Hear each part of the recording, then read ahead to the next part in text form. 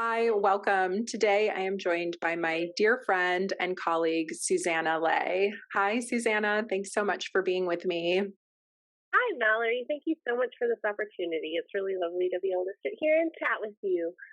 Yeah, you're welcome. I'm really excited because we are such good friends, and the conversations that we have, I think, just take us to new levels, and we really have great insight into the medicine together. You bring things out of me, and I know I bring things out of you. Before we get started, I just want to let our listeners know that Susanna is also a physician of classical Chinese medicine. She practices in Chapel Hill, North Carolina, at Southern Village Acupuncture. She is in general practice with a focus on mental health, digestive issues, and pain management. And she also has a deep love for all things natural, local, and animals, especially canines. Susanna, again, thank you so much for joining me. I kind of want to start from the beginning with you. What drew you to Chinese medicine? Can you tell us a little bit about your journey to formalizing your studies? Yeah, I can. It's so interesting. I think about this so often, but I really didn't know anything about acupuncture and Chinese medicine. Even when I first made my first acupuncture appointment, I was I think I was 26 or 27. I was living in Portland, Oregon, and I was actually working as an assistant editor as a poetry magazine. I was thinking I was going to have a life of academia at Portland State University, become a professor, and focus on poetry and poetics. Um, and I was also around this time. I was working on my MSA as well at Portland State University, and I was struggling a lot with insomnia, which was something Mm. that I'd struggled with for a long time. And I was also having headaches. And just kind of on a whim, I made an appointment with an acupuncturist in the Mississippi neighborhood of Portland. And as it happened, the practice was owned by a young man and his wife who were pretty recent graduates from, I think, the Pacific College of what is it? PCA? What is it? The Pacific College. I know it's a long-term institution, but anyway, so he was fresh off of his studies and just opened a practice. We talked a lot about theory during my sessions, and that just kind of planted seeds that kind of developed over the next 5 or so years as I realized that I was not on the right career path for me. I made a few changes, and by the time I was 33, I had moved from Portland to Asheville, North Carolina to start attending school. Wow. So it Yeah. took about 5 years, I think you said, in treatment. How did you feel after your first treatment? Did it help with the headaches? Did it help with the insomnia? It did. It was amazing. So I remember that first treatment. Again, I had just a vague notion that this guy was going to put needles in me. um, they'd set up a really beautiful little practice. It was a very small space, but when you walked in, kind of the first thing you saw was their raw herb pharmacy in clear glass jars, which of course is just a beautiful visual experience. I can't remember. There were maybe 3 rows of 10 jars each, something like that. Like it wasn't a huge practice or a huge space. And then we chatted a little bit. I told him what was going on. Of course, we did the intake, and I just that first session, he put some needles in my abdomen, needles in the top of my head. I'm sure there were needles in my hands and feet. But I just couldn't stop looking. I kept I would relax on the table for a minute, and then I would look at my hand again, or I would tip my head up so I could look at the needles in my abdomen. It was just like I just couldn't believe it. It was so cool, and we saw each other probably for about 6 or 7 months pretty regularly, and he was a super sweet guy. He gave me a different rate because I was a student. Nice. He just did everything he could to really, make it accessible to me, and we had a great vibe. And the first thing that really happened for me was the headaches easing. Like I was really Mm. struggling with tension headaches showing up throughout the day, um, and the headaches started to shift. I actually my sleep got better pretty quickly, but I was having crazy dreams for like weeks. Hmm. I think, yeah, I was definitely processing some stuff, but as you know, like, because my dreams were so intense, even though I was definitely sleeping better, I was going to sleep, which was, Yeah. pretty cool. I was still struggling with feeling rested, but then Mm. that gradually started to shift. And yeah, it was just really cool. I don't even think that in those first few years afterwards I was thinking about becoming an acupuncturist, but um, around 2010, so maybe 2 or 3 years later, I purchased the book Between Heaven and Earth. One of Nice. those kind of classic intro books. And yeah, it just kind of felt like one thing after another was just falling in place. Um, and then I went to, I found Taoist traditions, and that was the school that I considered, actually pursued seriously. And yeah, and then there you go. There was fall of 2012, and there we were. Yeah. When we met. Yep. Yeah, it's so cool when patients come in for headaches because I just remember, and I wish I could remember which instructor told us this, but he said, okay, today we're going to talk about headaches. And then it was like, this is going to be the easiest thing you ever do. These things, you're going to be able to really help people with their headaches, no problem. And just hearing him say that was the way that he said it with such conviction to me. I was like, ooh, cool. Like, if this is really easy, like, what else? And even still, when I see patients that have crazy, long standing headaches for years, which it sounds like you did too, and I share that with them after they've had their treatment, usually, so that they know that their headache's going to be decreased.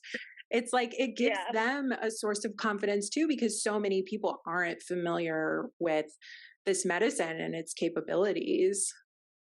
It's true, and I think so many people. I mean, something like a headache, which is so commonplace, and yet, it wrecks your day. Like Yeah. most of us have to power through our headaches. We just have to stay at our desk or do our work or whatever. And so I think most of us kind of have that place of like, oh, you know, headaches are inevitable, so I'll just take Advil.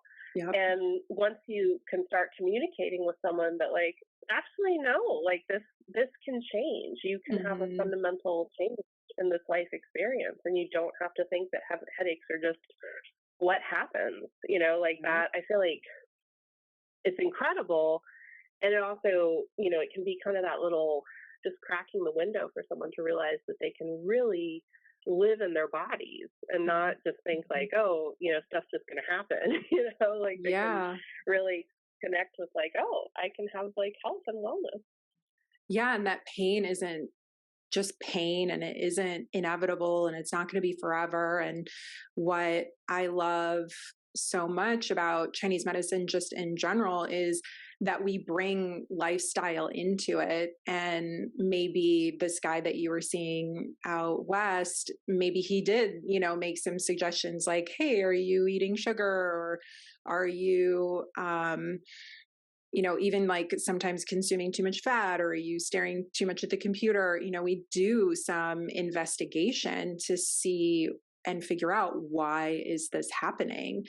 Because modern medicine and the accessibility of medications is, it almost makes it too easy and gives patients and people just a reason to say, oh, well, I'll just do this. And those types of medications cause so much harm to our internal system. And when you visit an acupuncturist in the way that we've studied, it's like, yeah, let's work with these headaches and let's figure out why it's happening. And I think that insight, I just feel like, we can just kind of get on rails where we go to our jobs, we're dealing with our personal lives, our families, we're driving this place and that place. And the profound experience of living can kind of fall aside, and that, like, oh, well, if it hurts, I'll take Advil. If I'm not sleeping, I'll get a prescription. If this food doesn't work, I'll take an antacid. Yeah. It's like we kind of are glossing over what really is the experience of existing. Yeah. And yeah, it's a joy. It's certainly amazing for me. I mean, clearly it was very transformative for me I'm not sitting in a desk in an office at Portland State University. Like, I put needles in people all day, and it's super exciting. I feel like there's a little bit of, certainly in terms of improving people's quality of life and helping with pain and discomfort and symptoms.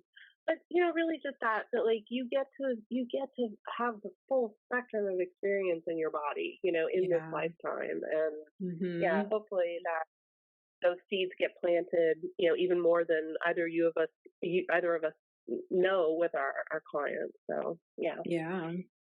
Have I shared with you my first experience with acupuncture? If you have, I don't remember it offhand. So bring it.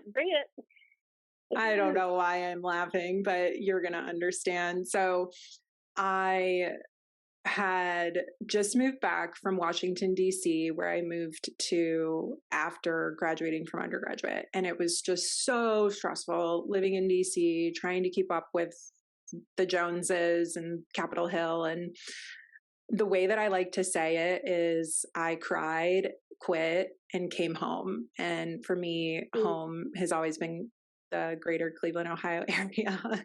And so I moved back to Cleveland and I got a job in the same public relations field that I was doing in DC, but it just wasn't as stressful, but I was still stressed. And I was making, a bunch of money at that time. And I knew that I wasn't going to be in, like just kind of standard corporate America or institutionalized business or an employee. And so I started to try all these different modalities, and one of which that I tried was acupuncture. And the acupuncturist was located not far from my apartment. So I was living downtown Cleveland. So I walked there, and it was upstairs, kind of in this like loft above some restaurants and shops.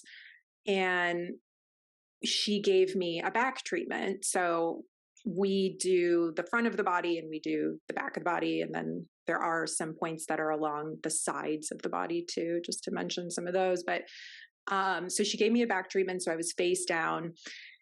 And I swear she probably stuck maybe like 25 to 30 needles in me, which is a lot coming from, I think, the way that we approach the medicine we were taught. And I just remember when she was putting some of these needles in, my shoulders felt like balloons popping because they were so tight and stressed, and just my nervous system was so overloaded from not just where I was currently, but where I had come from, such a stressful city, and being fresh out of college and not knowing anything about what it means to like live and work and have that balance. And so then I laid there, for probably like the typical 15 to 20 minutes, and I got up, and she wasn't very friendly. She was pretty clinical and very matter of fact. So we didn't talk too much, but I just remember I opened the door from her place to go outside, and there was a step down to the sidewalk. I opened that door, and the whole city was vibrant and Mm. colorful and green. And this is like downtown Cleveland. Like, there's not a lot of trees, there's really not a lot of grass. And the location of this lady's practice was fairly close to the lake. So, you kind of get the like water feeling, and, you can kind of feel the smoothness of that. And I heard nothing as far as city sounds, like cars and other people and just like that hustle and bustle. I didn't feel it. The only thing that had my attention was nature. I remember hearing the birds chirping, and the sky being so blue, and then it was a sunny day.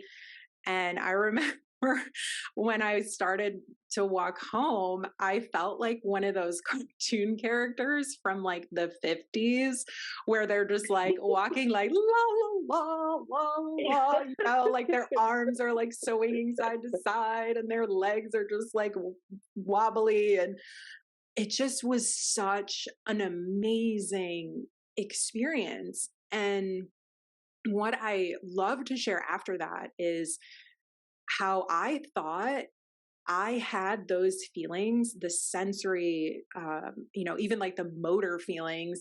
I thought that that was because of her. I thought that she did that. Mm. And so I went back, had another treatment, didn't have the same experience. And I realized it wasn't her, it was me. Mm.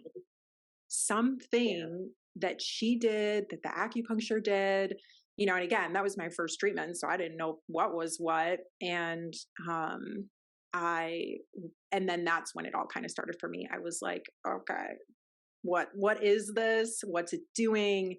And then it was just like a snowball effect from there of trying to figure out, what it was and what it meant and how to get access to it and how to keep it going and how to stay in that state. So, yeah, that was my first experience. That's awesome. That totally reminds me of when I was at the student clinic. I can't remember her last name anymore, but she was maybe a couple of years ahead of us. I think Sarah.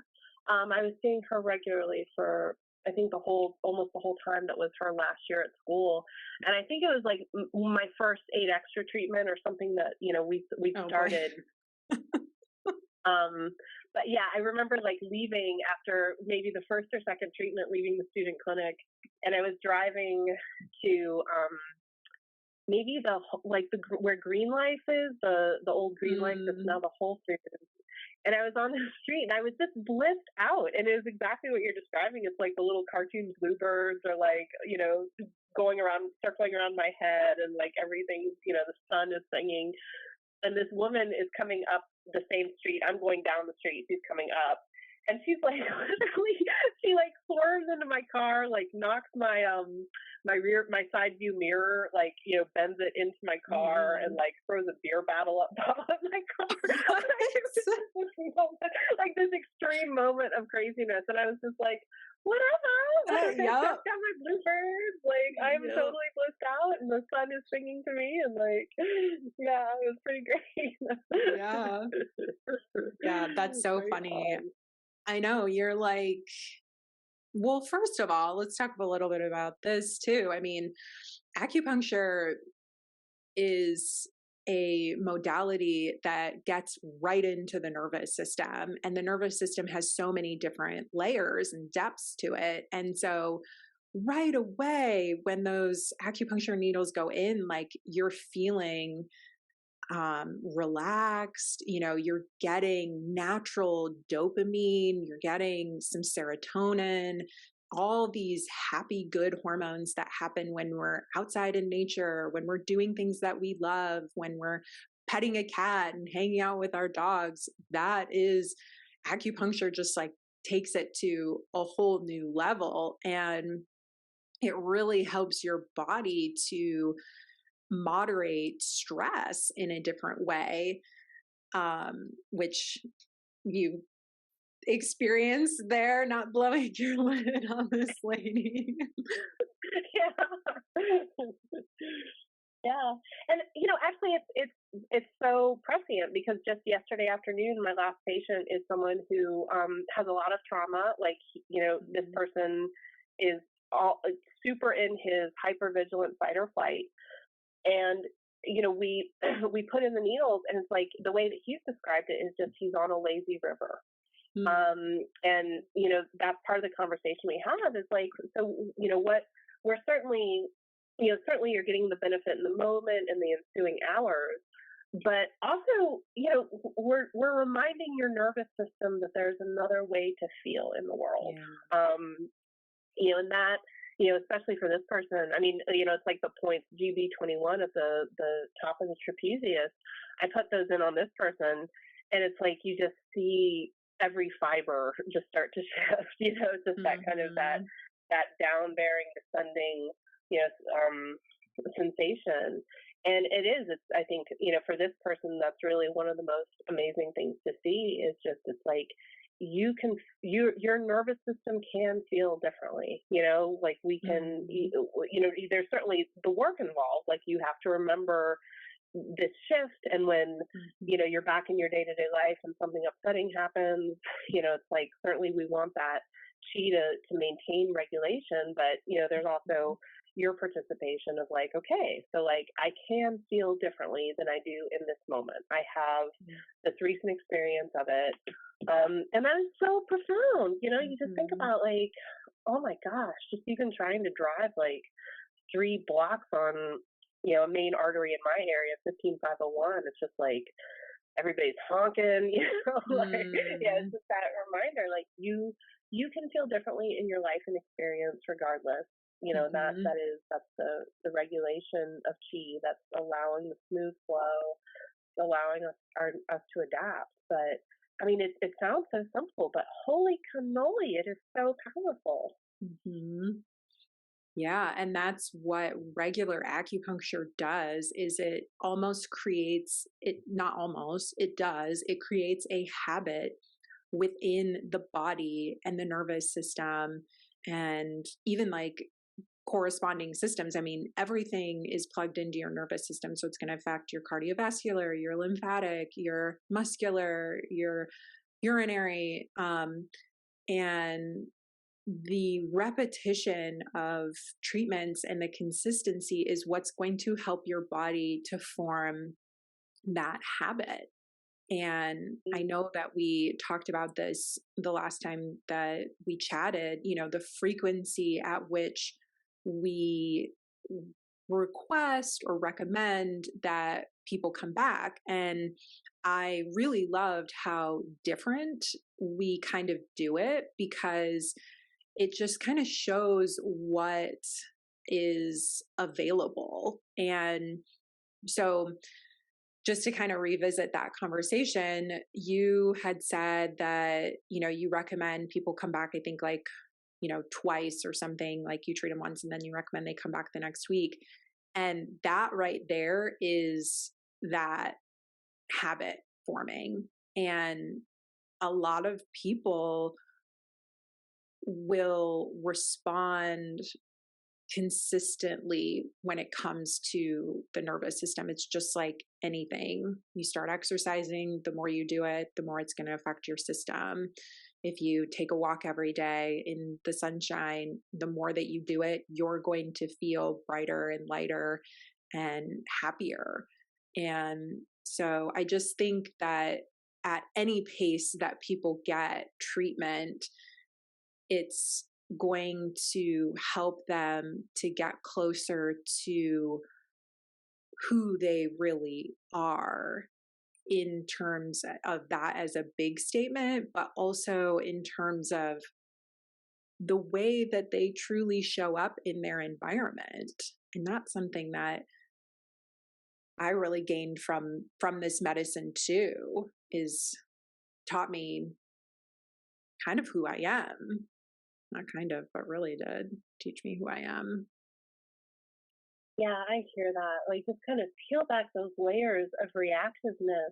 It's so funny because one of the things, I probably like a lot of practitioners, I use some modification of Xiao Yasan or Jiaowei Xiao Yasan, like, Yeah. I don't even know how many times a week, like, just because we're such a stressed out culture. Yeah. And when people ask about the formula, it's like, well, the name translates to free and easy wanderer, and that's an Mhm. expression of the free flow of chi, of the liver energetic organ system, and Mhm. that's our organ system. That there's this kind of beautiful little narrative around that formula, around Xiao Yao San, that is like, you know the way our true, deepest, most authentic selves are in there. Yeah. However, we do have to run up against the obstacles of, society, the demands of everyday life, and of course, I mean, just even some places where we get so much benefit and gratification and joy, like our loved ones. There's still that sense of like, we have to adapt ourselves to, to kind of fit in, I guess, and this notion of kind of like opening up, that, that the liver reacts to that, is like, and Mhm. it's this notion of like how to truly manifest ourselves, to that most meaningful place, while navigating those, the constant realm of obstacles, which are the, also the wonderful parts of life. It's not all just like traffic and long lines at the grocery store. There's a lot of joy in our interpersonal and that kind of thing. But still, it's like that's still, we're still kind of having to modify ourselves a little bit. So how to come in contact with that kind of most authentic, genuine, free and easy movement of Mhm. ourselves, despite, the fact that we're within, these social structures that place their demands, limitations upon us. Mhm. Yeah, and one of the things that I love so much about Chinese herbal medicine is it doesn't create a dependency. It creates a stabilization and a repair so that, again, just like acupuncture, it shows you, nope, you really are this way. And it so often, just as you described, people can feel freer. They can feel more at ease. They can respond differently. And again, it's the consistency and the ability to trust, I think, the medicine, but also trust yourself, because so many people are so used to living in that heightened state of reaction and fight, flight, freeze, that it is sometimes a little bit more uncomfortable to move into a different state. Besides like acupuncture and herbs, do you share any other modalities or lifestyle suggestions with your patients to help them to continue regulating the nervous system and, um, again, that habit of being free and easy? I do. So in the last few years, I've been working a lot with stone medicine and a lot with qigong, with kind of giving people different qigong exercises. We studied the six healing sounds. Mhm. I also, I've studied a little bit with, or I've not studied with, but I've purchased a few books by Tom Bizio, Mhm. who's the Tuina, well, I mean, there's a lot of different things, but my Tuina practice, Chinese medical massage Tuina, has, it's just accelerated enormously since I became aware of Tom Bizio. But in one Nice. of his books, he has a few, you know, um, just a few qigong practices. There's some extensive series of qigong practices, but just simple moves, simple sounds that we can use. Either even just the and enhancing the sound of your exhalation. You breathe Mhm. in and then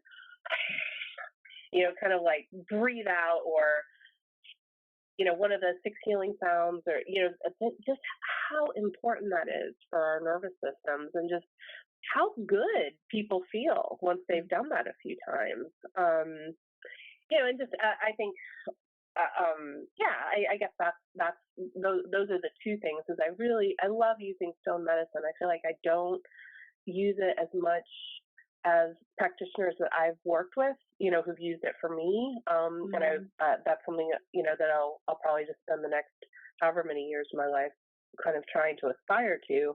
But I definitely feel very comfortable in the realm of Qigong, and just even kind of like a little grab bag of like, try this and this and this, kind Mm-hmm. of thing.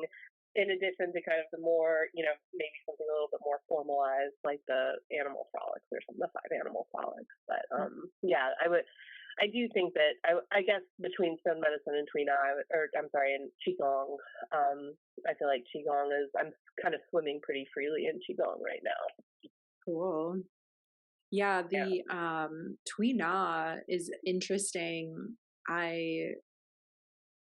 Um I use it, but what I also tend to do is to encourage that self massage. And, a lot of Tui Mm, Na is like twisting and opening and movements that are very similar to what we would find in Qigong, like lengthening and opening, but going slow with it, or like pinching and turning and pressing. And that I find that patients really resonate too, because again, just generally speaking, one thing that I love so much about this medicine is like you can do it anywhere. You can do acupressure anywhere. mhm. You can do Tuina on yourself anywhere. So yeah, I'm curious too, what kind of stones have you been using? Definitely black tourmaline. Black tourmaline has Yep. definitely felt like kind of a like, just that like that old friend stone, like just Mm-hmm. that stone that I've known my whole life. And yeah, so that's the tourmaline, black tourmaline and watermelon tourmaline. Um, I feel very confident with garnet, Mm-hmm. um, uh, uh, lapis. I was actually working with Mm-hmm. lapis with someone recently. And then, the quartz, quartz kind of has its Mm-hmm. own, it just kind of has that clarifying energetic. So that can just be kind of like, just like a good buddy, kind of like I don't know, an easily accessible stone to just kind of put into somebody's palm to kind of, help the treatment unfold a little bit. But yeah, I would say that garnet, black tourmaline, watermelon tourmaline, and I like lapis. The only reason that's at the top of my brain is because I was just using that with someone recently.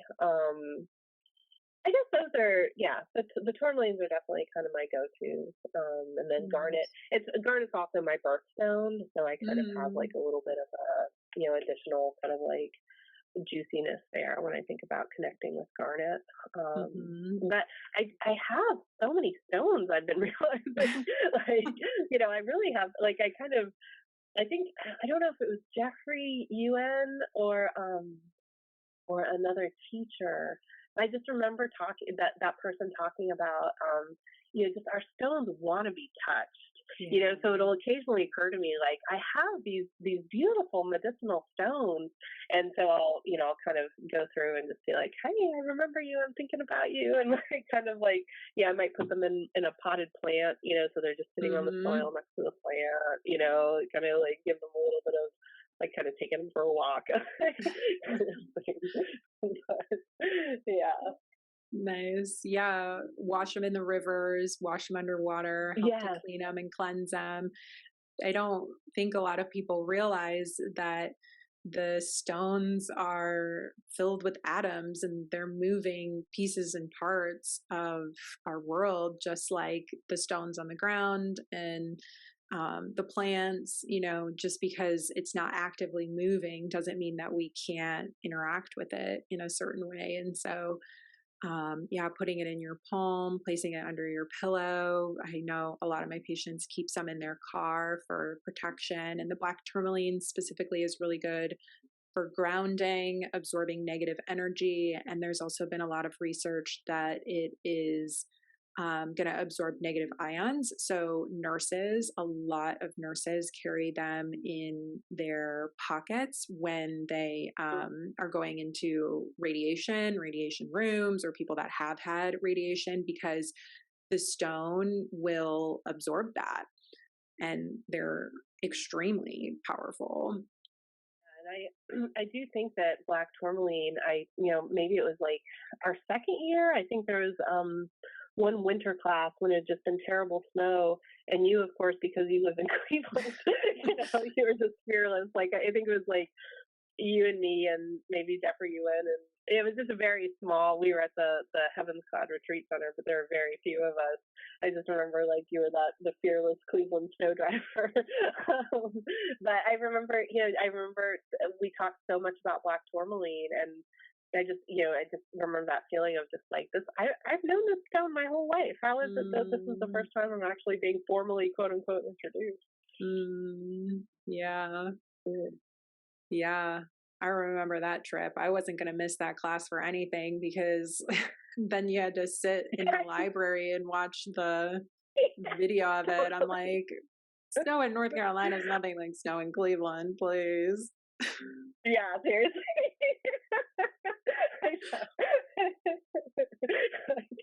Whatever the original meaning of snowflake. Yes, I know. I'm glad that you trusted me in that situation. Yeah, you betcha. Oh my God, you betcha, lady. Oh, that's funny. I'm trying to think, it's so interesting because, like yourself, I take certain stones out and I put them in kind of those velvet pouches. And I had just recently put some in velvet patches. Actually, not just recently, they've probably been in there like a year or so. And they've just kind of like popped in my mind again. Like, I need to go in those pouches and see what I put in there, because something is calling to me. Something wants to be used and held and kind of befriended, and to really essentially support me energetically, just like herbs and acupuncture and friendships and nature does. Stones, they seem so abstract, but they really have a lot to offer. Yeah, and I do think that I mean, I think stone medicine is just, it's incredible on a lot of fronts, but I do find that the conversation that's opened up with people about just our inherent interconnectedness with life and being in the universe, especially in the U.S., where we're a busy culture. We have so much going on at any given time, so many demands on our time and our schedule, and yet, as has been well researched and well documented, there's just this ever increasing epidemic of loneliness. This feeling of isolation and detachment and non-connectedness. And I think that just from what I recall about kind of the discussion about like kind of the Taoist perspective on stones is that these are our relatives, our ancestors. I mean, there's just incredible potency and depth in the process of a stone. You just think about the eons, geological eons of processes that make these different, that create these different stones, and even how they kind of work their way up.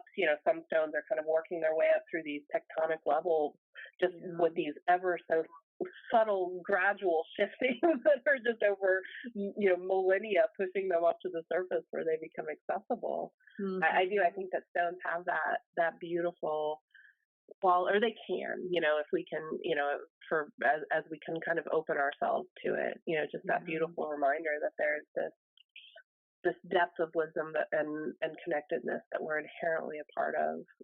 It's just allowing ourselves to get back there. Mm-hmm.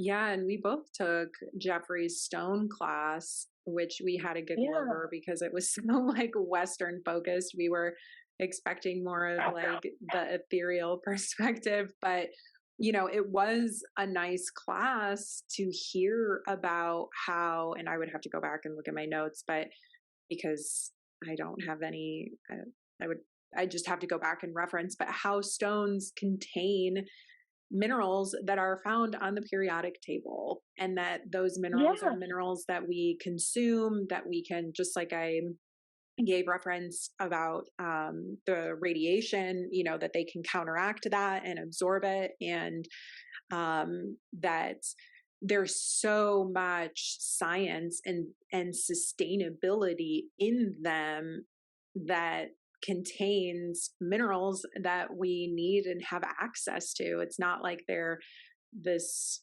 weird structure that is made up of nothing, that there's actually a yeah, lot of practicality and science within them. yeah.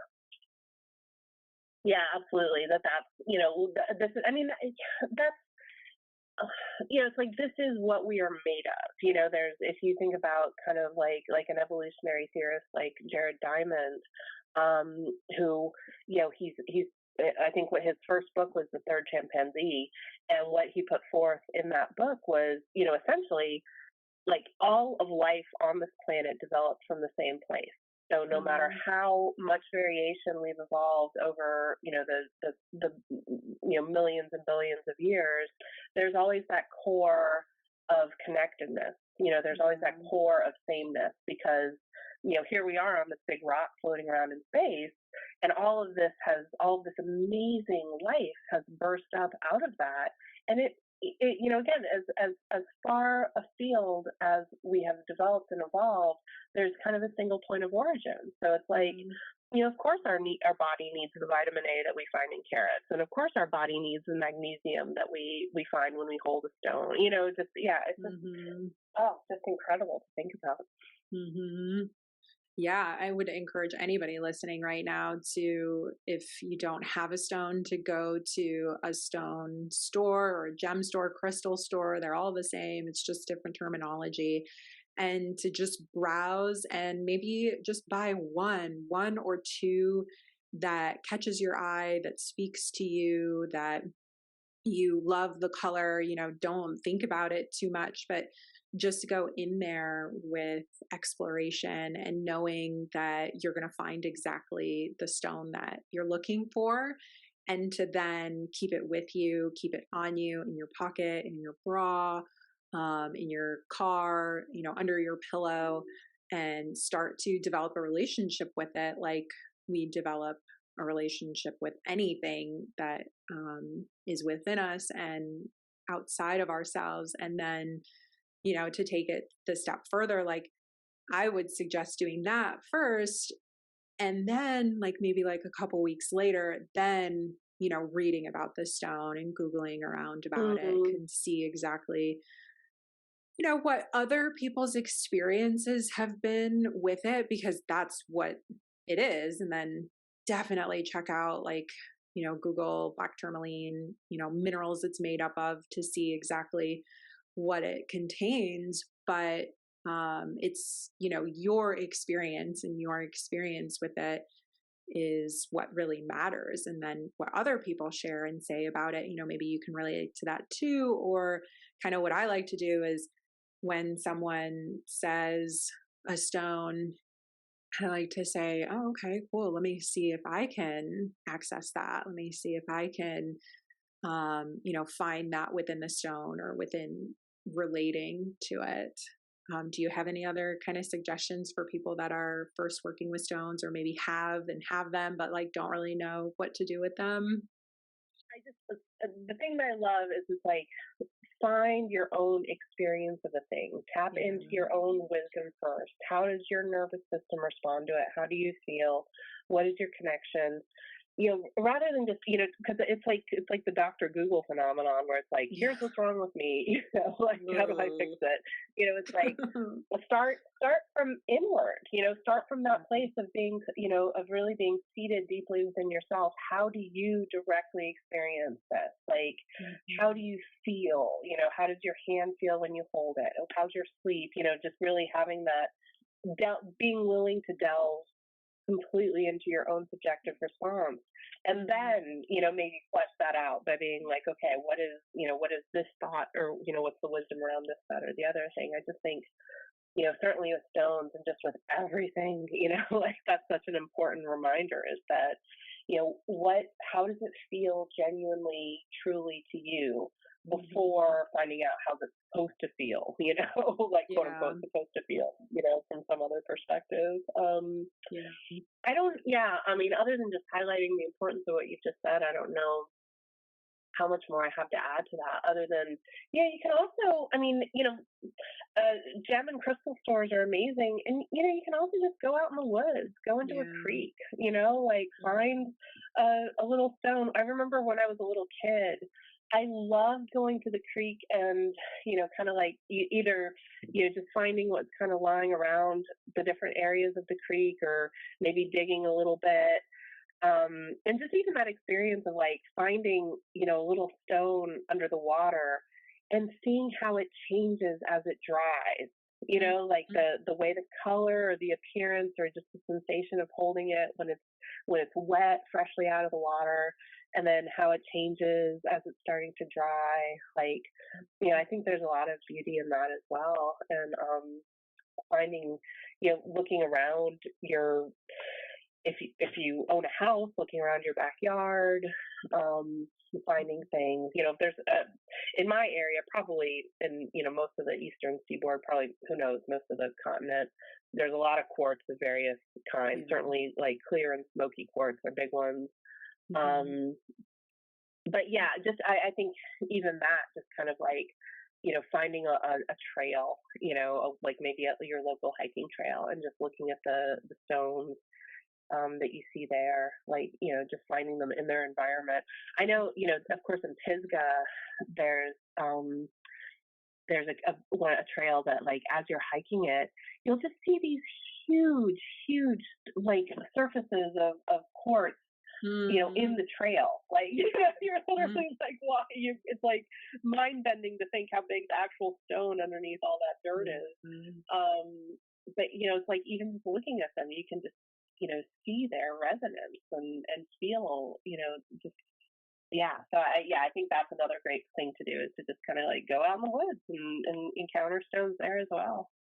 Yeah, I love that you added that piece in because it's natural to your direct environment. It's not coming from like Tanzania or like, Yeah. Brazil or, yeah, even like me getting, quartz from North Carolina. And you're also reminding me too that so many people when I go to the lake here in Cleveland, I'll go to Lake Erie and people are looking for sea glass and they're looking for stones that are right, coming right off of the lake.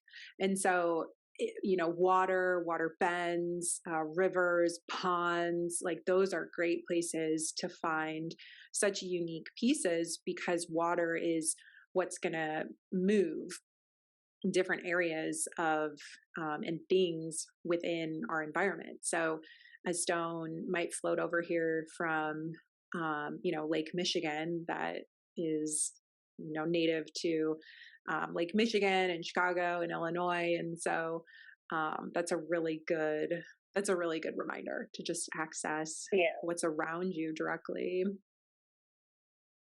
Yeah, and at risk of being too heavy-handed, I do want to remind folks that when we do walk into, a lot of stores, the stones that we find there have been mined from somewhere. So, like an entire mountaintop might have been blown off, and I know, again, at risk of being heavy-handed, I don't think that that has to be an obstacle necessarily, but in terms of, you know, as we're, thinking about things, it is Yep. it's good to ground that that Yep. our Yep. stones are Yeah. not they're not decontextualized. They don't fall like rain from the sky. Like Right.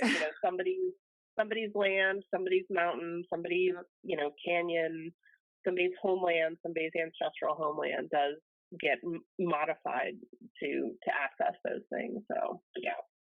Yeah, no, I think that that's a really good point to bring up is like, where do these stones come from? How did they get here? What is the origin? And it is true, they will set off crazy dynamites to blow massive holes into these mountains and sometimes very sacred places. And that's often why the price of stones is what it is because the the land is sacred, the stones, are sacred. Like to mention, diamonds really aren't even that rare. There are more rare stones that cost a lot more, and that it kind of is the human that is going in and breaking down pieces of our land to bring these precious stones to us and to our environment. And even things like polishing and shaping the stones. I know everybody's kind of seen like the animals that are shaped into stones, but Mm. a polished stone is a polished stone. A man or a woman did that and altered, the natural state of the stone. It's the same with those that are pointed or have any characteristic state to it that isn't considered raw. And a lot of times people that sell them will say this is raw, it hasn't been altered from the state at which it was taken from the environment that it was found. So it's a really good point, Susanna, and I'm glad that you brought that up because it's important to be conscious of what we take, from our land and how much we're doing it. And I'm just gonna blah blah blah babble babble babble, but like the cost of the stones has gone up because it's gotten so popular. In really like what, maybe like these last 15 years. I mean, gosh, I remember when we were in school, like stones weren't nearly as big as they are now. So Yeah, yeah. popularity is going to influence that too. But just something that feels true about our medicine is that there is an awareness, things move in both directions. They move to us, but also, ideally from us, so we are hopefully kind of remembering that, that Chinese medicine, which is so grounded in this notion of like, is it hot? Is it cold? Is it interior? Is it exterior? That's the experience of living in the world, so we do want to, to give to the world as well as, receive from the world. So, yeah. Yeah. Whew. Yeah, and the first podcast that I did was all about our 8 principles. So I have an entire episode. It's just me sharing this information with you. So if anybody listening wants to go back and listen to the first ever episode, you're going to learn exactly about our 8 principles, which is what Susanna is referring to. So yin and yang, interior, exterior, excess and deficiency, and cold and hot, and how we use those diagnostically in Chinese medicine. And just as Susanna had said, how we take those 8 principles and apply them to our whole life. Susanna, I think that this is a really beautiful note to end on. So I want to thank you so much for being here with me. If you are in the Chapel Hill area and you want to book an appointment with Susanna, you can do that at southernvillageacupuncture.com. And thank you so much for being here with me. This was a lot of fun and definitely went in a direction that I didn't expect it to go to, which I probably should have expected that because that's kind of how our conversations go. So thank you so much for being here. Anything else you want to share or add? No, just thank you so much for having me. It is such a joy to just see all the amazing things you do and all the brilliant ways you just bring yourself to the medicine and bring the medicine to the world and just like show up, period. So thank you so much for having me. It is, of course, it's just one of my happy places talking with you. So thank you. Well, thank you so much too, again. And I'm glad that we came together to share this conversation with the listeners. So thanks everybody for listening, and we will talk to you soon.